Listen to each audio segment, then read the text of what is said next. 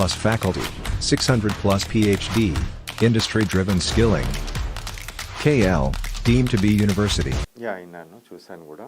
And mostly మంచి పద్ధతిలో చేస్తే దాంట్లో కార్సినోజెనిక్ ఈ సబ్స్టెన్స్ అయితే రాదు.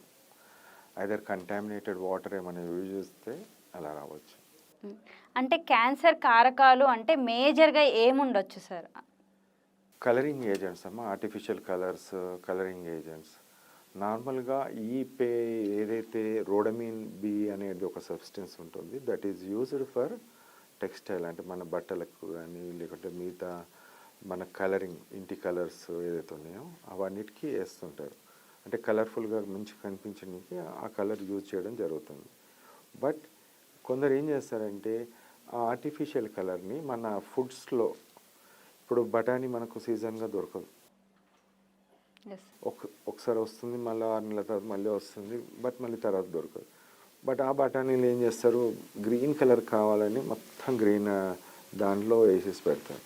So this is an artificial అన్నట్టు. ఆర్టిఫిషియల్ డై అంటాము దాన్ని, ఒకటి ఇట్లా చేయడానికి కలర్ఫుల్గా కనిపించినవి.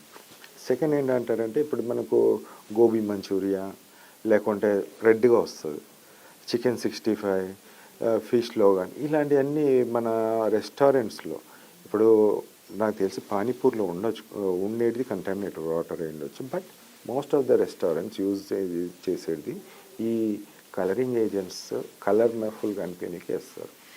బేసికలీ అది కార్సినోజెనిక్. రోడమిన్ బి అనేది కార్సినోజెనిక్. దానిలో లోపల ఉండే వితౌట్ ఆ కలర్ తీసేస్తే then it's good to have the food. మీరు రోడమిన్ బి అని చెప్పారు కదా, ఇది యూజువల్లీ ఎందులో యూజ్ చేస్తారు? అది దానికి పానీపూరికి అసలు లింక్ ఎలా అయి ఉండొచ్చండి? ముఖ్యంగా చూసినట్టయితే దీంట్లో రోడమిన్ బి అనేది మనము textile industry, colouring agents, colours, industrial colours, అన్ని కలర్స్లో దట్ ఈజ్ యూజ్డ్. అండ్ ఇంకా చెప్పాలంటే స్టెయినింగ్ ల్యాబ్లో స్టెయినింగ్ కోసము, ఫ్లోరసెంట్గా రానికి, చూడనీకి, యాసిడ్ ఫాస్ట్ బ్యాసిలేకి దాంట్లో ల్యాబ్లలో కూడా యూజ్ చేస్తాం. ఇప్పుడు పానీపూర్లు ఎందుకు వచ్చింది అనేది క్వశ్చన్ అక్కడ. అంటే ఎక్కడ యూజ్ చేస్తున్నామని మనకు తెలిసిపోయింది, బట్ దీంట్లో ఎందుకు వస్తుంది? ఇప్పుడు పానీపూర్లో యూజ్ చేసే వాళ్ళు నీళ్ళు ఏదైతే ఉంటాయో, వాళ్ళ నీళ్ళు సరైన నీళ్ళు లేనప్పుడు హై ఛాన్సెస్ ఆఫ్ కంటామినేషన్. ఇప్పుడు పక్క నుంచే ఏదన్నా ఏరిపోయినా లేకుంటే అక్కడ నియర్ బై ఏదన్నా వాటర్ తీసుకొని ముంచుకొని మనకు దాంట్లో వేసిన తర్వాత, కలర్ వేసిన తర్వాత ప్లస్ ఈ మిర్చి అని వేస్తారు, దానిలో పుదీనా ఇవన్నీ కూడా వేస్తారు. రాక్ సాల్ట్ తోటి, that is a natural salt, ఏం ప్రాబ్లం లేదు. బట్ ఈ కంటామినేషన్ వాటర్తో మనం వర్షాకాలంలో మొత్తం కలర్ అంతా పోయినప్పుడు that water may be contaminated. ఆ వాటర్లో ఇది దొరకవచ్చు, ఫస్ట్ థింగ్. సెకండ్ అంటారా, ఇప్పుడు ఆ ఆర్టికల్ నేను ఏదైతే చూస్తున్నానో కంటామినేషన్ పానీపూరి అనే కాదు, మిగతా వేరే ఏదైతే ఉన్నాయో కలర్ఫుల్ ఏజెంట్, గోబీ మంచూరియా కానీ మిగతా దాంట్లో కూడా ఈ కలరింగ్ ఏజెంట్ ఉండొచ్చు. అయితే సార్, ఇప్పుడు పానీపూరి అనేది చాలామంది పానీపూరికి ఎక్కువగా లవర్స్ ఉంటారు. పానీపూరిని ఏ టైంలో అయినా సరే కన్జ్యూమ్ చేసే వాళ్ళు కూడా ఎక్కువగా ఉంటారు. అయితే ఈ పానీపూరిలో మీరు ఇందాక చెప్పారు కదా రోడమిన్ బి అని చెప్పేసి, అది అంటే ఎలాంటి క్యాన్సర్స్కి దారితీస్తుండొచ్చు? అంటే రకరకాల క్యాన్సర్స్ ఉన్నాయి కదా, ఆ రకరకాల క్యాన్సర్స్లో మేజర్గా ఏ క్యాన్సర్స్కి దారితీయవచ్చు? చూడమ్మా, క్యాన్సర్స్ అంటే ఈ క్యాన్సరే వస్తుందని ఏం లేదు. అది బాడీలోకి వెళ్ళిన తర్వాత ఇట్ విల్ హై కార్బన్. అది అంటే ఇప్పుడు మనము తినేది C6H12 అలా ఉంటుంది. అంటే చిన్న కార్బన్ మనము వీల్ కన్జ్యూమ్, ఓకే, ఫుడ్ కానీ అవన్నీ కూడా. ఇది హై కార్బన్ అంటే మనకు ఈ ఏదైతే మన ఆయిల్స్, మన ఇప్పుడు వాట్ యు కాల్ డీజిల్, ఇవన్నీ హై కార్బన్. ఇవన్నీ కూడా దాంట్లో నుంచే వచ్చింది అన్నట్టు. C28 కార్బన్ ఏదో ఉంది దాంట్లో. ఆ కార్బన్, హై కార్బన్స్ ఉన్నప్పుడు it may affect the body.